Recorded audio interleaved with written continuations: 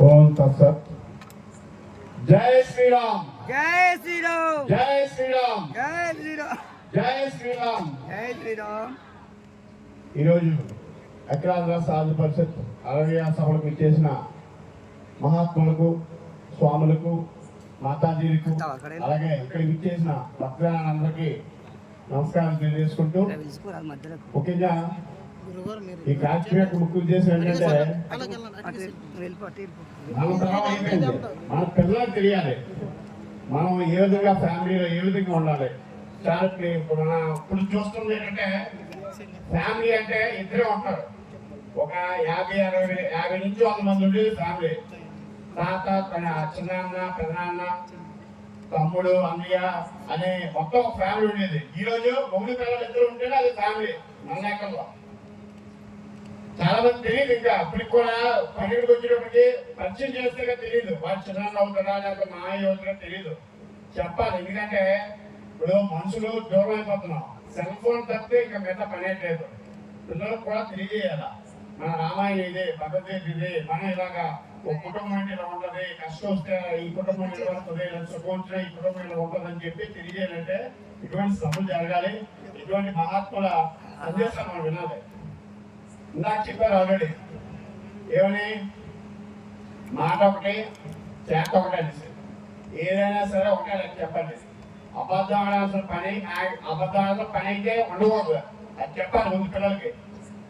నష్టమైన కష్టమైనా సరే నిజంగా చెప్పండి, తప్పేం లేదు. పిల్లలు చెప్పండి, అది తప్పవచ్చు రైట్ అవ్వచ్చు. కష్టమైన నష్టమైనా నిజంగా చెప్పండి. ఏదైతే మాట ఇచ్చో ఆ మాటకి వినపడాలి ఖచ్చితంగా.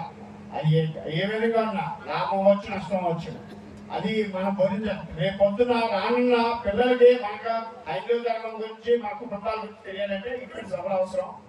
ఏదైనా స్వామీజీకి మేమందరం రుణపడి ఉంటాం. ఎందుకంటే ఆయన అక్టోబర్లో వచ్చి ఒక ఈ మీటింగ్ గురించి చెప్పినప్పుడు మేము ఏంటంటే, స్వామి చేయగలం అంటే ఆయనకి చిన్నకి అపనమ్మకం.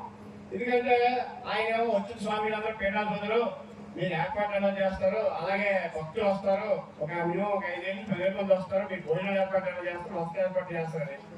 ఆయనకి తెలియని విషయం ఏంటంటే, పెద్ద ఆయన తెలియని విషయం కాదు కానీ మేము ఆల్రెడీ మీటింగ్ చాలా మీటింగ్ అరేంజ్ చేస్తాం, నేను పార్టీ మీటింగ్స్. సో మాకైతే అవగాహన ఉంది, ఏదో చేయాలి ఎలాంటి ఎక్స్పీరియన్స్ ఉంది. సో మేమైతే రెడీగా తీసుకున్నాం. స్వామి అయితే మొన్న స్వామయాత్ర జరిగినందుకు కూడా టెన్షన్ లేదు ఆయనకి, ఇది ఎలా చేస్తారని. స్వామయాత్రతో కొంత డౌట్ తీరింది. ఈ 3 రోజులు మీటింగ్ చూసిన తర్వాత నెక్స్ట్ టైం ఏ భాగం వచ్చినా మధ్యలో చేస్తారని కాన్ఫిడెన్స్ అయితే నేను ఇచ్చాను అనుకుంటున్నాం. స్వామి ఒకసారి అయినట్లయితే జై శ్రీరామ్ చెప్పండి. జై శ్రీరామ్. ఓకే, మా ఈ ఇంతటి కోఆపరేషన్ ఇచ్చిన మా మధ్య గ్రామాలందరికీ మేము రుణపడి ఉంటాం.